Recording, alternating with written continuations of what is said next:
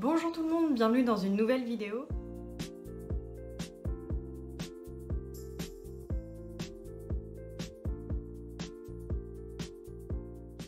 Aujourd'hui, on se retrouve pour un update lecture de juin et juillet.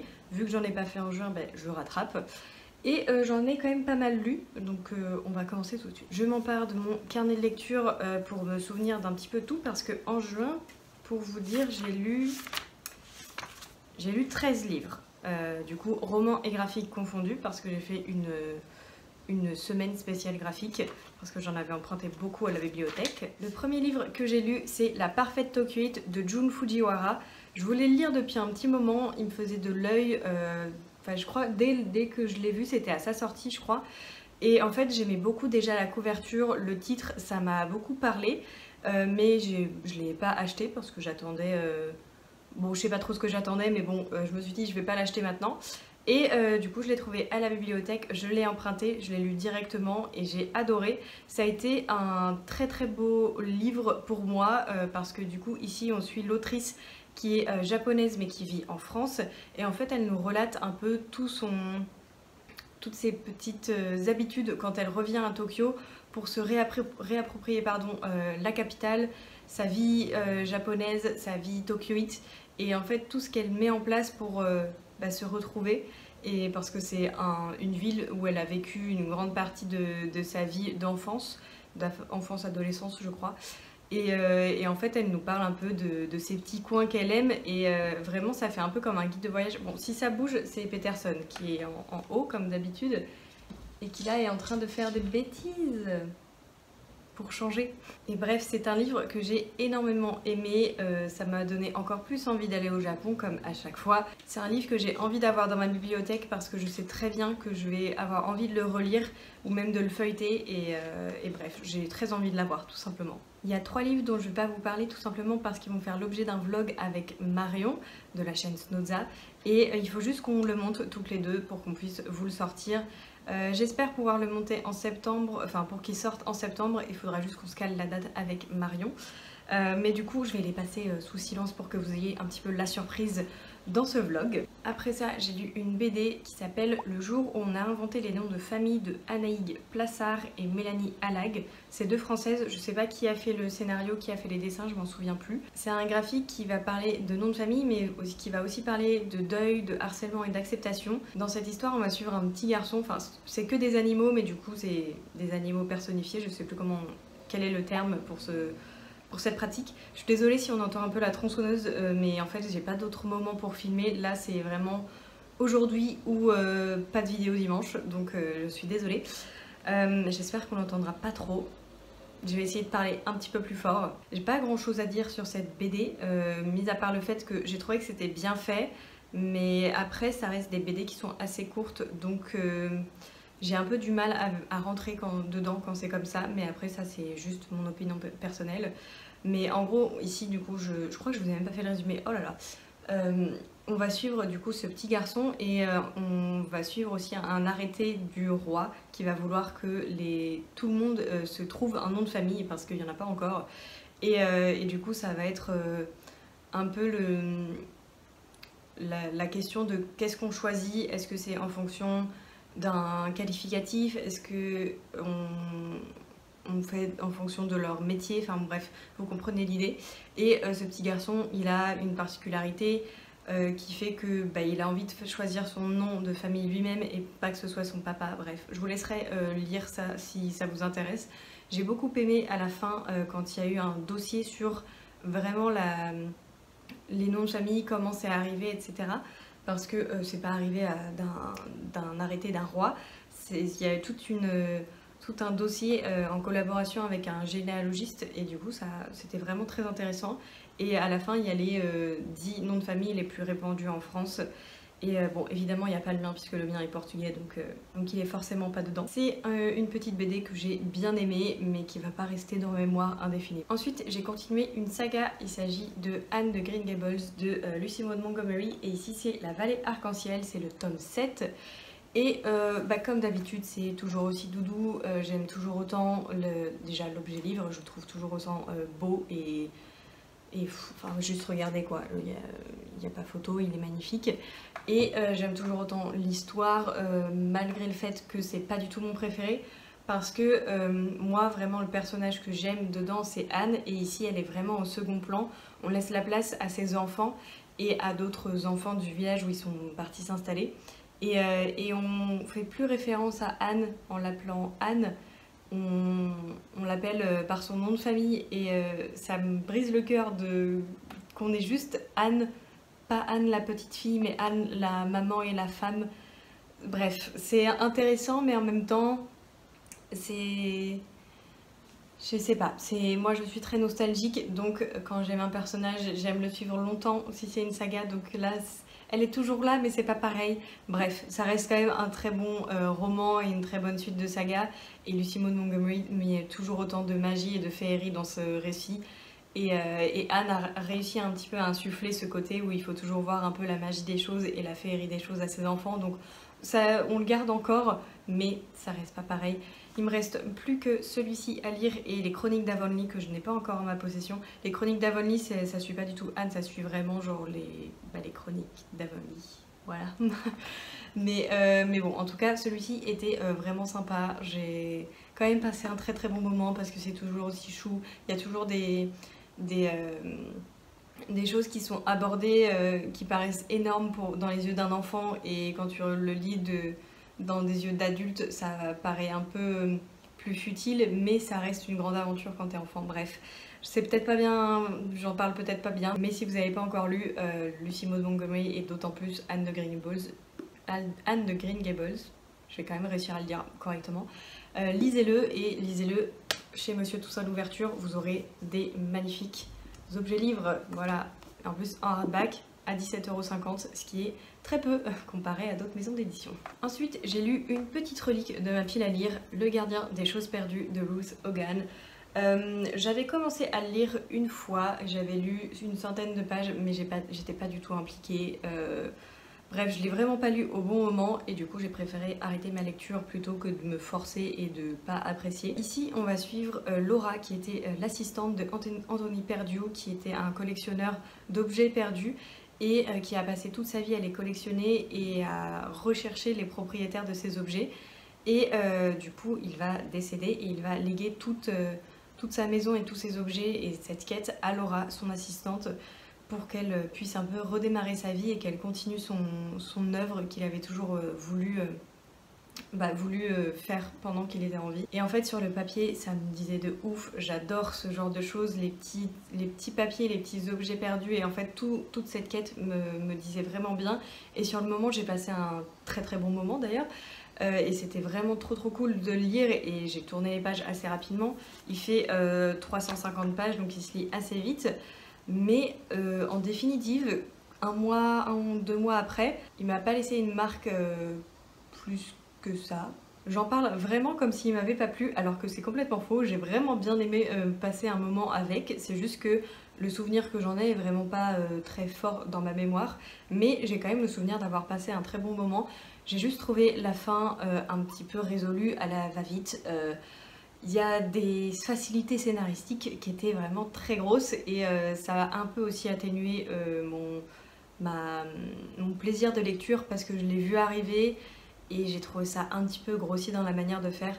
Malgré tout, c'est un très bon roman qui se lit assez vite et j'ai trouvé que l'histoire était assez originale. Ce collectionneur d'objets perdus qui veut retrouver les propriétaires, j'ai vraiment bien aimé et on s'y attache quand même pas mal. Et on a en fait, à chaque fois que Laura essaye de trouver un objet ou quand on parle d'un objet, on a toujours la petite histoire qui va avec. Et j'ai trouvé ça très cool de voir ça. Et en fait, on a aussi une double temporalité. On a la temporalité avec Laura et la temporalité avec... mince, comment elle s'appelle? Enid? Non, c'est pas ça du tout. Eunice, pardon, Eunice. Voilà, du coup, on est avec Laura et Eunice dans le passé.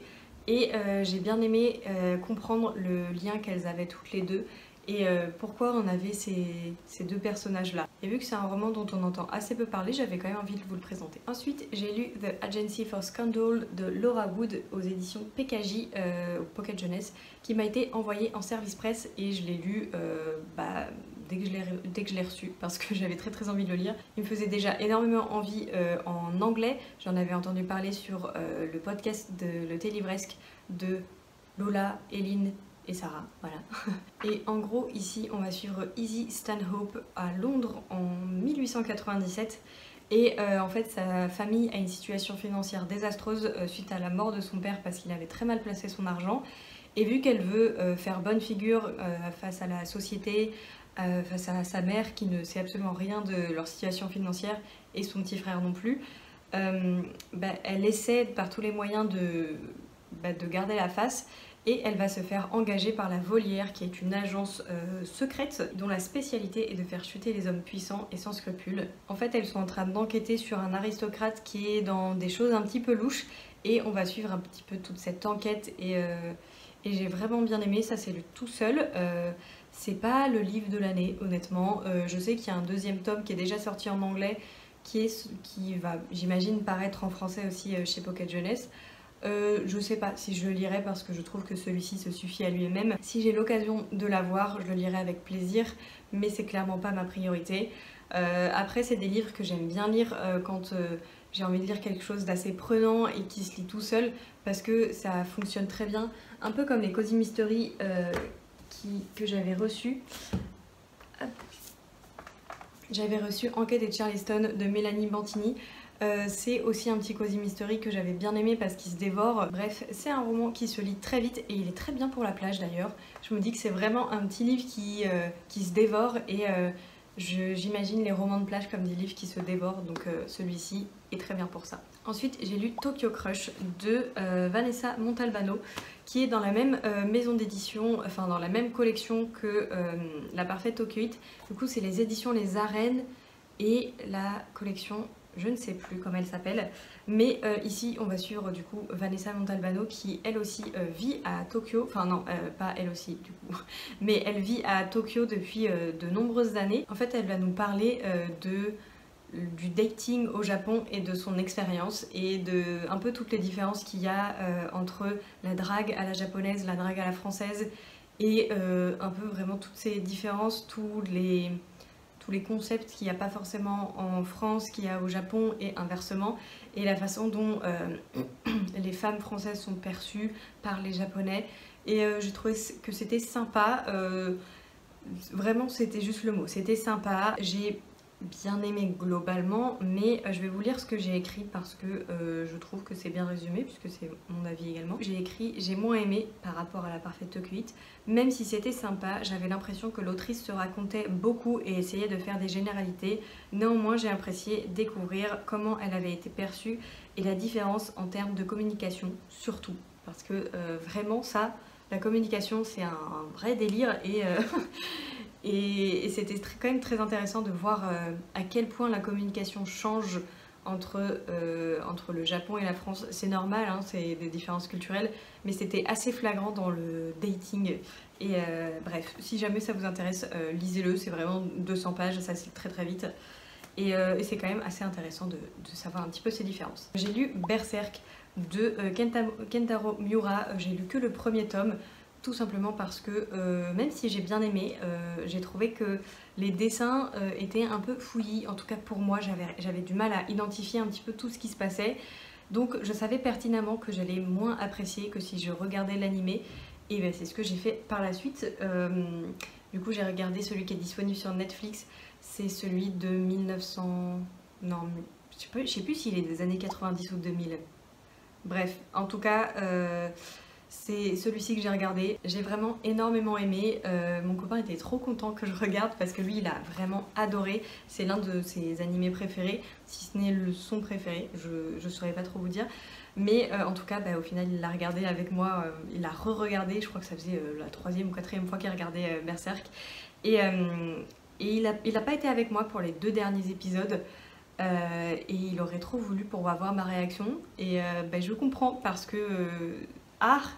cette fin, bon c'est que la fin de l'animé, c'est pas la fin du manga et au final ça m'a un peu titillé et j'aurais bien envie de continuer le manga.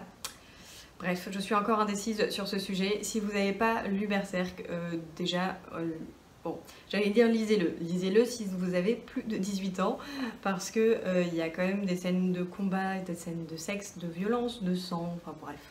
Voilà, donc lisez-le quand même pour un public averti. Alors l'histoire, comment je vais vous résumer ça? On va suivre, comment il s'appelle? Oh, Gut, voilà. Mon dieu, j'ai perdu son prénom en 2 secondes et demie. Donc on va suivre Gut qui est un mercenaire et il va faire partie d'un groupe de mercenaires qui, qui sert les causes d'un roi. Et il y a des personnages très intéressants dans ce groupe de mercenaires et en fait c'est toute l'histoire globale, toute l'histoire des personnages, leurs quêtes et les personnages individuellement, ce qu'ils recherchent. C'est vraiment très, très perturbant comme animé et manga, j'imagine. Bref, lisez-le, regardez-le, c'est à voir et à lire. C'est là qu'on arrive au vlog graphique que je vous remets juste ici et du coup je vais passer assez rapidement. J'ai commencé par lire The Ancient Magus Bride de Kore Yamazaki et ici on va suivre une jeune fille qui va se faire acheter par un mystérieux magicien. Magicien ou sorcier? Magicien je crois. En fait dans le manga ils font une différence entre magicien et sorcier. Donc je crois que c'est ça, un magicien. Et en fait elle va se faire acheter très cher par ce mec parce que c'est une Vega. Oh, je suis si nulle, je me rappelle de rien. Oh là là. Mais en gros c'est un tome que j'ai plutôt bien aimé, c'est assez introductif. C'est assez dur de se faire une idée sur un premier tome de manga parce que là je sais plus combien il y en a aussi. Mais c'est sympa, mais ça m'a pas très tant captivé que ça. En fait, j'ai bien, si je le trouve et si je tombe dessus, pourquoi pas, mais c'est pas une priorité. Une BD que j'ai adorée, c'est Voleuse de Lucie Brion. C'est un très très gros coup de cœur. C'est l'histoire de 2 jeunes filles, dont une qui va à une soirée et elle se réveille avec des objets qui ne sont pas à elle parce qu'elle était complètement bourrée. Du coup, elle les a tous volés. Et avec une autre fille, elle va avoir pour mission de ramener ces objets sans que les propriétaires s'en aperçoivent.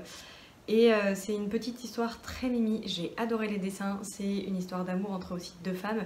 Et oh là là, qu'est-ce qu'elles étaient mignonnes, mon dieu.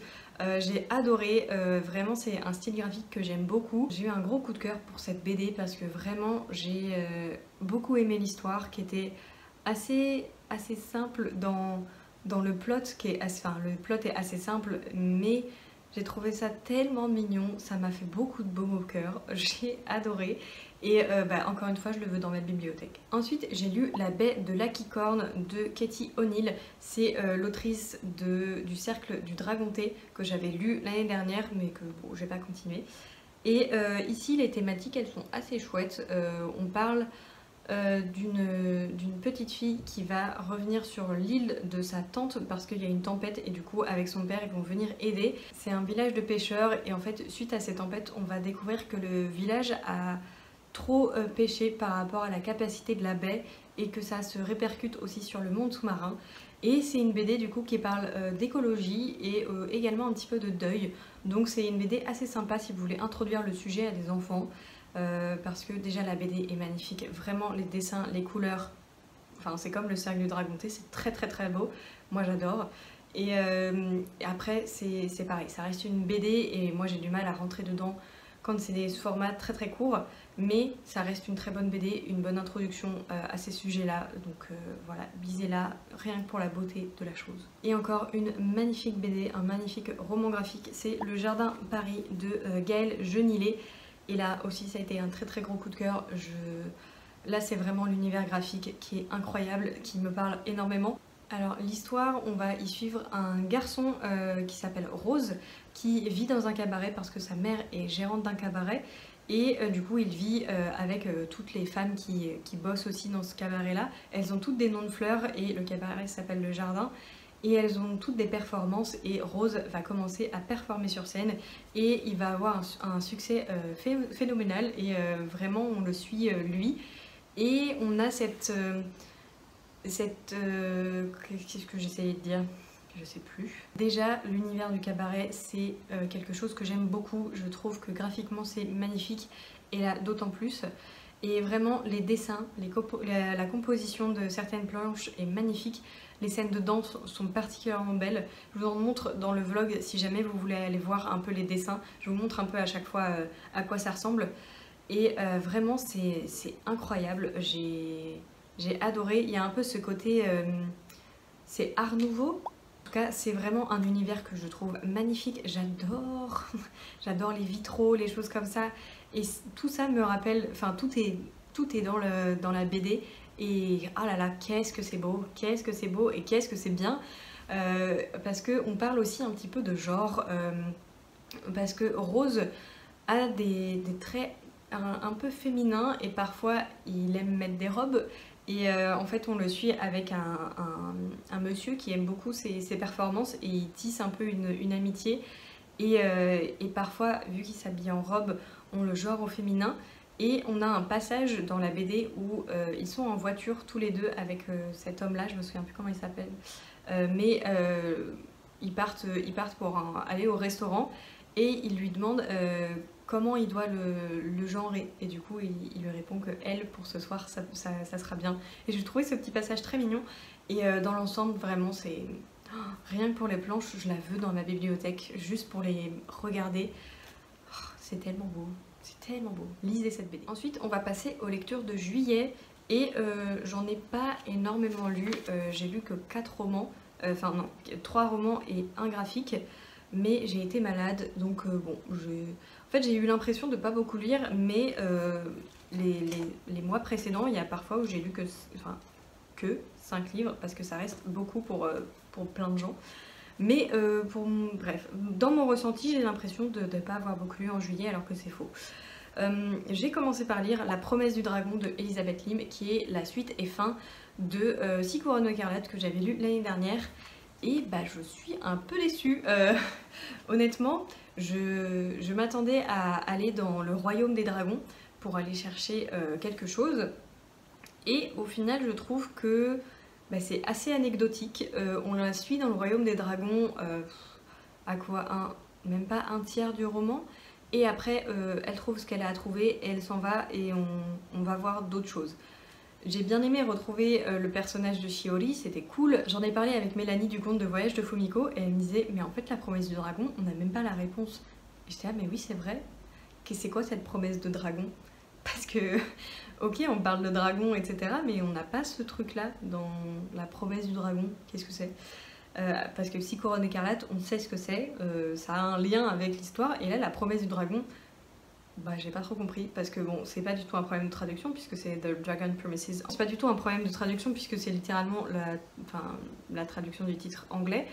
Et malgré le fait que j'ai bien aimé retrouver l'univers, les personnages, mais c'est pas du tout ce à quoi je m'attendais, parce que j'ai bien aimé quand on a été dans le royaume des dragons. Moi je voulais y rester plus longtemps parce que vraiment c'est quelque chose que j'aimais beaucoup et bah, vraiment c'est un univers tellement à part entière et les dragons sont tellement intéressants qu'il y avait moyen de creuser encore plus, et du coup bah, j'ai été un peu déçue par rapport à ça. Et en fait je trouvais qu'il y avait eu beaucoup d'événements dans le royaume des dragons mais qu'on passe très vite dessus. Je parle beaucoup du royaume des dragons, mais en fait c'est que vraiment moi je m'attendais à ça, je m'attendais à un livre où on va aller dans le royaume des dragons et que après aux 3/4 du livre il y a la résolution et on fait la fin quoi. Non, là on est sur 1/4 du livre et après ciao bye les dragons et on va faire autre chose. Donc vraiment les attentes n'étaient pas là. Et après on parle pas mal d'un personnage que j'ai bien aimé dans le premier roman, et du coup on a beaucoup plus son développement, son passé, son histoire, donc j'ai vraiment bien aimé cet aspect là parce que c'est un personnage que j'aimais beaucoup et qui était très intriguant dans le premier tome. En fait je viens de relire la fin de mon avis et je dis j'ai été moins emballée par la fin que j'ai trouvé peu crédible par rapport à tous les événements d'avant. Je vais pas vous lire le reste parce que ça spoil. Ah oui, j'allais vous dire, je ne me souviens pas de la fin. Si, je m'en souviens. Ouais, c'est pas crédible du tout, hein. J'étais là, genre...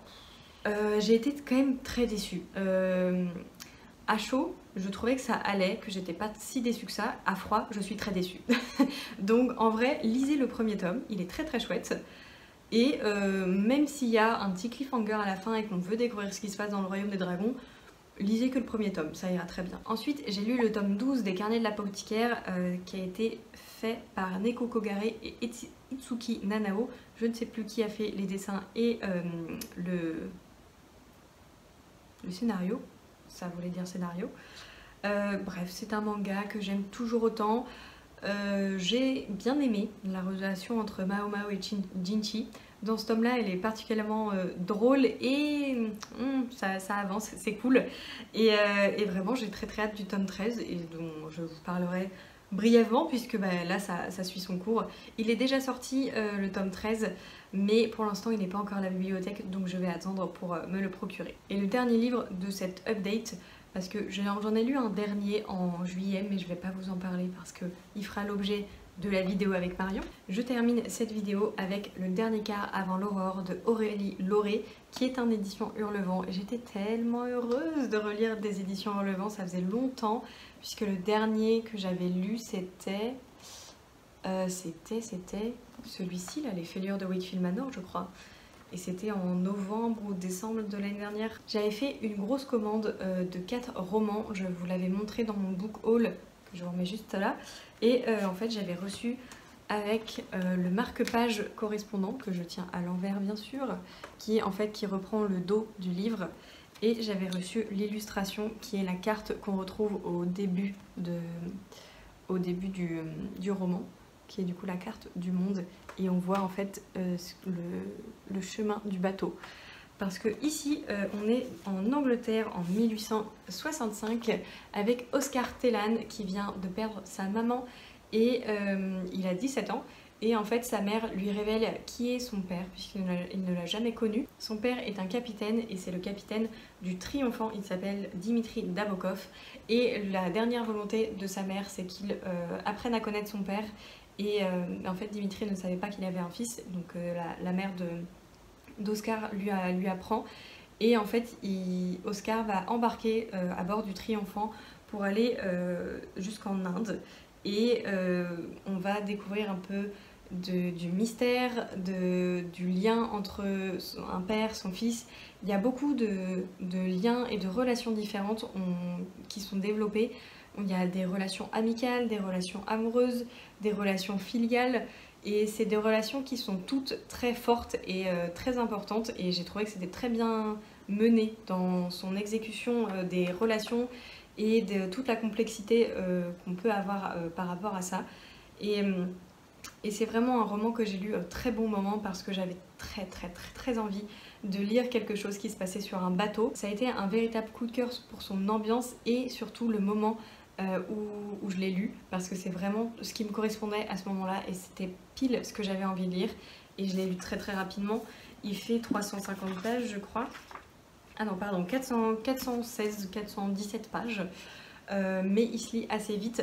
Encore une fois, c'est des éditions qui sont assez aérées, c'est un papier qui est assez épais et vraiment les en-têtes de pages sont très beaux.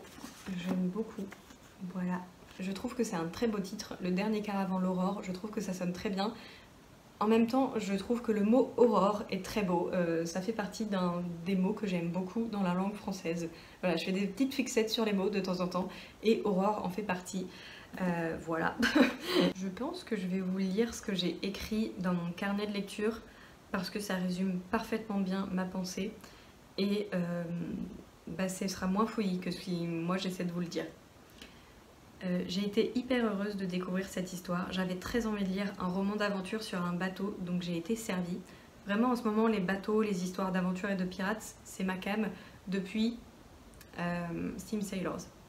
Et vous verrez, en août, j'en ai lu un début août aussi, un roman de piraterie et d'aventure sur un bateau. Je me suis attachée aux personnages et aux liens qu'ils ont tissés. J'ai lu une très belle histoire d'amour, d'amitié, de fraternité. En fait, Oscar évolue tellement tout au long du voyage, il arrive à mieux se comprendre et à communiquer. Oscar a tout de même été un bémol au départ, c'est vrai, parce que je l'ai trouvé un peu cliché. En fait, c'est un aristocrate, il vit avec des marins, il est un petit peu douillet forcément, et ça c'est compréhensible, mais l'autrice le fait un petit peu remarquer, et je le trouve un peu trop souvent au début, mais après ça s'estompe assez rapidement, donc c'est vraiment le seul bémol que j'ai trouvé. Et là je ne vais pas vous le lire parce que c'est du spoil. Je peux juste vous dire que j'ai pleuré même si j'ai vu un événement venir. Si jamais vous l'avez dans votre pile à lire, lisez-le pour cette période estivale parce qu'il est vraiment parfait. J'allais vous dire vous pouvez le commander mais non parce que j'ai vu qu'elles sont en vacances, les éditions Hurlevent sont en vacances jusque fin août, 26 août, 25 août, là je sais plus trop quand est-ce qu'elles ont dit ça. Mais vraiment, découvrez ce roman si vous aimez les bateaux et les voyages en bateau parce que il est parfait. Ah là là, après c'est mon délire en ce moment, c'est les bateaux, les voyages en bateau, hein, donc c'est aussi pour ça que je le trouve absolument incroyable. C'est la période, c'est ma fixette du moment, c'est lire sur la piraterie, les voyages, les bateaux. Bon, il n'y a pas de pirates, mais il y a quand même le voyage et le bateau. J'en ai terminé avec cette vidéo, j'espère qu'elle vous aura plu. N'hésitez pas à me dire en commentaire s'il y a des livres qui vous font envie, ceux que vous avez lus pour juin, juillet, pour ces mois estivaux. Je ne sais pas si vous avez eu beau, parce que je crois que beaucoup de... En fait, je crois qu'il n'a pas fait beau en France, à part à Marseille où il a fait une chaleur à crever. Et il fait toujours une chaleur à crever, j'ai très hâte de me barrer pendant une semaine en vacances. Parce que je n'en peux plus de la chaleur, je vais mourir. Si jamais vous ne savez pas quoi commenter, mais que vous voulez quand même commenter quelque chose, mettez un petit emoji de bateau, comme ça je saurai que vous êtes arrivé jusqu'ici. Et sur ce, je vous souhaite une très bonne journée, une très bonne soirée, et je vous retrouve très vite pour une nouvelle vidéo. Salut!